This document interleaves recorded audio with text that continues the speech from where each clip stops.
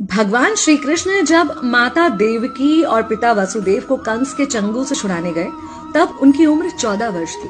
उनकी माता ने उनसे पूछा कि बेटा तुम तो भगवान हो, तो तुम हमें पहले ही कंस के चंगुल से छुड़ा सकते थे, इतनी देर क्यों कर दी? तो कृष्ण जी ने कहा, माता क्या पिछले जन्म में आपने मुझे 14 वर्ष का वनवास नहीं दिया था?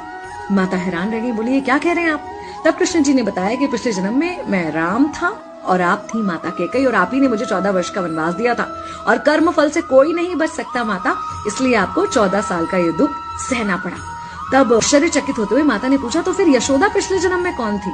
कृष्ण जी ने बताया, वो थी माता कौशल्या, जो 14 साल तक अपने पुत्र से अलग रही थी। उन्होंने उस दुख को सहा था, इसलिए इस जन्म में 14 साल मैं उनके पास रहा और मेरे साथ रहने का माता और पुत्र के प्रेम का सुख उन्हें मिला। कहने का मतलब यह है कि कर्म फल से ना उस युग में कोई बचा था, ना आज कोई बचेगा।